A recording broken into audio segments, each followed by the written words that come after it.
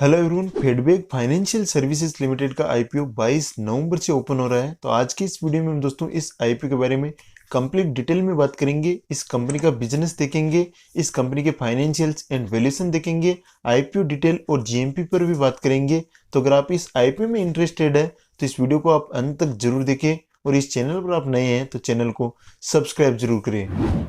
सबसे पहले दोस्तों इस कंपनी के बिजनेस की बात करें तो ये कंपनी एक एनबीएफसी कंपनी है, यानी नॉन बैंकिंग फाइनेंस कंपनी है, जो कि दोस्तों फेडरल बैंक की सब्सिडरी है। और ये मेनली दोस्तों फाइनेंशियल सर्विसेज प्रोवाइड करती है, जो कि दोस्तों एनबीएफसी कंपनीज का काम होता है। एनबीएफसी कंपनी ज्यादातर फाइनेंशियल सर्विस प्रोवाइड करती है और इसमें भी दोस्तों मेनली लोन्स प्रोवाइड करती है। तो ये कंपनी भी दोस्तों different types of loan provide करती है, जैसे कि दोस्तों गोल्ड लोन है, होम लोन है, बिजनेस लोन है, लोन अगेंस्ट प्रॉपर्टी है। तो इस प्रकार के ये काफी सारे लोन्स प्रोवाइड करती है। और इसके साथ ही दोस्तों ये क्लेम करती है कि ये company second low cost of borrowing company है अपने पीयर्स के कंपैरिजन में, जो कि गोल्ड लोन और एमएसएमई लोन प्रोवाइड करती है। तो यहाँ पर दोस्तों ये second low cost lender company है, यानी जो भी ये कंपनी गोल्ड लोन और एमएसएमई लोन देती है उसमें ये सेकंड नंबर पर आती है अपने पीयर्स के कंपैरिजन में। तो ये भी दोस्तों एक बड़ी बात है कंपनी के लिए कि इसकी जो लोन देने की कॉस्ट है वो काफी कम है। और इस कंपनी के मेन क्लाइंट्स की बात करें तो इस कंपनी के मेन क्लाइंट्स है MSME and emerging self employed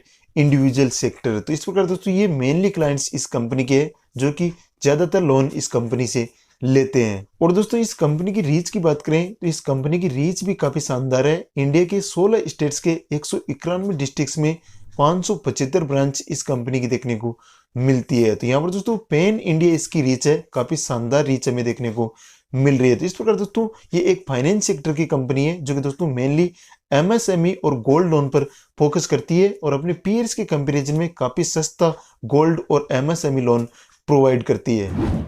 अब हम दोस्तों इस आईपीओ की डिटेल्स देख लेते हैं। तो यहाँ पर दोस्तों ये आईपीओ 22 नवंबर से 24 नवंबर के बीच ओपन रहेगा। इस आईपीओ का अलॉटमेंट होगा 30 नवंबर को, रिफंड आएगा 1 दिसंबर को, डीमेट में शेयर आएंगे 4 दिसंबर को और इस आईपीओ की लिस्टिंग होगी 5 दिसंबर को। और इस आईपीओ में यूपीआई मैंडेट के लिए जो कट ऑफ टाइम है वो 5 PM है, यानी 24 नवंबर को 5 PM तक आप इस आईपीओ का पेमेंट कर सकते हैं। आईपीओ में इंपोर्टेंट लॉट साइज की बात करें तो यहाँ पर दोस्तों रिटेल के लिए मिनिमम एक लॉट है, जिसमें आपको 107 शेयर मिलेंगे, 107 शेयर मिलेंगे। एसएचएनआई कैटेगरी में अगर आप अप्लाई करना चाहते हैं तो यहाँ पर दोस्तों आपको मिनिमम 14 लॉट के लिए अप्लाई करना पड़ेगा और बिग एचएनआई कैटेगरी के लिए मिनिमम आपको 67 लॉट्स के लिए अप्लाई करना पड़ेगा। तो अलग अलग कैटेगरी में अगर आप आईपीओ अप्लाई करना चाहते हैं तो यहाँ पर दोस्तों आपको इन लोड साइज को भी जरूर ध्यान में रखना है। आईपीओ का प्राइसमेंट 133 रुपए से 140 रुपए पर शेयर है और इस आईपीओ का टोटल इश्यू साइज 1092.26 करोड़ रुपए है और इसमें से दोस्तों हमें 600.77 करोड़ रुपए का प्रेस इश्यू देखने को मिलेगा और यहाँ पर हमें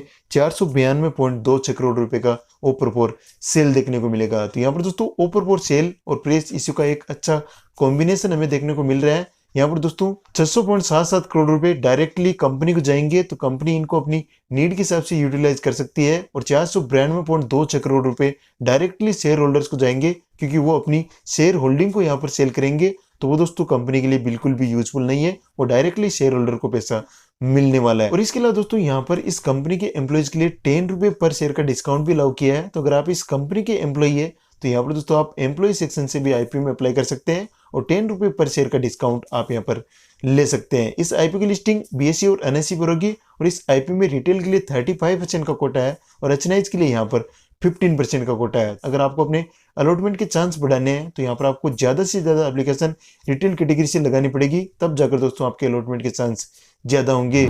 इसके बाद दोस्तों आईपीओ लेने के ऑब्जेक्ट्स की बात करें तो यहाँ पर मेनली 2 ऑब्जेक्ट्स कंपनी ने बताए हैं। इसमें दोस्तों एक है फ्यूचर कैपिटल रिक्वायरमेंट और एक यहाँ पर है ऑफर एक्सपेंसेस।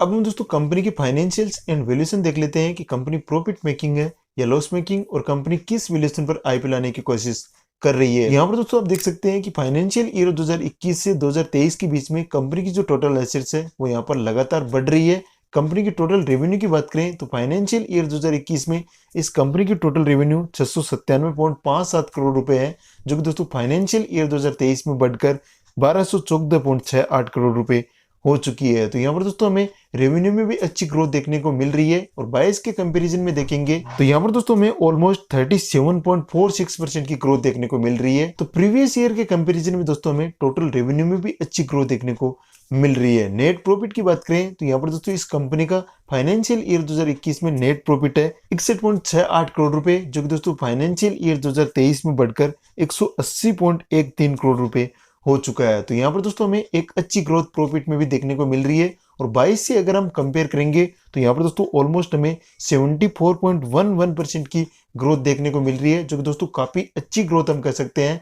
ऑलमोस्ट यहाँ पर दोस्तों 75% के आसपास की ग्रोथ हमें प्रॉफिट में देखने को मिल रही है। तो कंपनी का प्रॉफिट भी दोस्तों लगातार बढ़ रहा है और उसमें दोस्तों एक अच्छी ग्रोथ हमें देखने को मिल रही है। इस कंपनी के नेटवर्थ की बात करें तो यहाँ पर दोस्तों फाइनेंशियल ईयर 2023 में इस कंपनी की नेटवर्थ है 1355.68 करोड़ रुपए और इस कंपनी का जो रिजर्व एंड सरप्लस है वो भी यहाँ पर 1021.52 करोड़ रुपए है। और इस कंपनी पर जो टोटल डेट है फाइनेंशियल ईयर 2023 में वो दोस्तों 7135.82 करोड़ रुपए है। तो यहाँ पर दोस्तों डेट कोई उतना बड़ा इश्यू नहीं है, क्योंकि दोस्तों जो भी फाइनेंस सेक्टर की कंपनियां होती है जिनका काम फाइनेंस प्रोवाइड करना होता है उनके लिए दोस्तों डेट उतना मायने नहीं रखता है। तो डेट टू इक्विटी रेशियो दोस्तों इस प्रकार की कंपनी में थोड़ा सा हमें ज्यादा देखने को मिलता है, क्योंकि दोस्तों इन कंपनियों का काम ही लोन देना और लोन लेना है। तो ये फाइनेंस का लेन देन करती है, इसलिए दोस्तों यहाँ पर इनका डेट हमेशा थोड़ा सा ज्यादा मिलेगा। तो ओवरऑल दोस्तों सारे सेगमेंट में अच्छी ग्रोथ देखने को मिल रही है। स्पेशली दोस्तों यहाँ पर कंपनी का जो प्रॉफिट है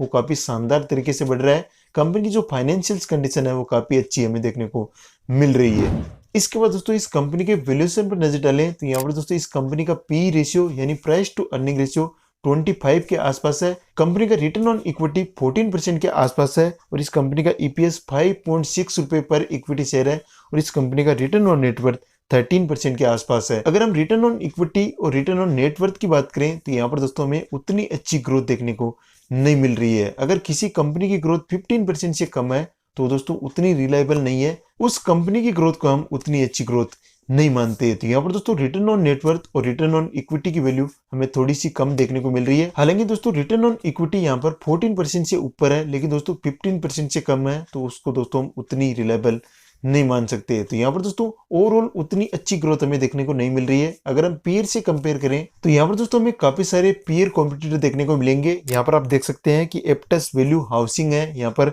आईआईएफएल फाइनेंस है, यहाँ पर 5 स्टार बिजनेस फाइनेंस है, यहाँ पर मनप्पुरम फाइनेंस लिमिटेड है, यहाँ पर मुथूट फाइनेंस लिमिटेड है और यहाँ पर एसबीएफसी फाइनेंस लिमिटेड है, जो कि दोस्तों थोड़े दिनों पहले ही लिस्ट हुई है। तो यहाँ पर दोस्तों हमें काफी सारे पीयर कॉम्पिटिटर देखने को मिल रहे हैं और इनमें से दोस्तों जो हाईएस्ट पी पर लिस्ट कंपनी है वो यहाँ पर एसबीएफसी फाइनेंस लिमिटेड है, जो कि दोस्तों 48 के पी पर लिस्ट है। और इसके बाद दोस्तों लोवेस्ट पी की बात करें तो यहाँ पर दोस्तों लोवेस्ट पी है मनप्पुरम फाइनेंस लिमिटेड, जो कि दोस्तों 8 के पी पर लिस्ट है। तो यहाँ पर दोस्तों हम पीयर से कंपेयर करेंगे तो यहाँ पर दोस्तों एवरेज वैल्यूएशन है, ना तो कोई ज्यादा महंगा वैल्यूएशन है और ना ही ज्यादा सस्ता वैल्यूएशन है। अब हम दोस्तों अंत में इस आईपीओ का ग्रे मार्केट प्रीमियम देख लेते हैं, जिससे हमें पता चलेगा कि इस आईपीओ की ग्रे मार्केट में डिमांड कैसी है और इस आईपीओ में हम कितना लिस्टिंग गेन एक्सपेक्ट कर सकते हैं। तो यहाँ पर दोस्तों फिलहाल इस आईपीओ का ग्रे मार्केट प्रीमियम 5 रुपीज के आसपास चल रहा है, जो कि दोस्तों रफली 3% के आसपास है। तो यहाँ पर दोस्तों आईपीओ की डिमांड ग्रे मार्केट में उतनी खास हमें देखने को नहीं मिल रही है। इस आईपीओ में हम 5% के आसपास का लिस्टिंग गेन एक्सपेक्ट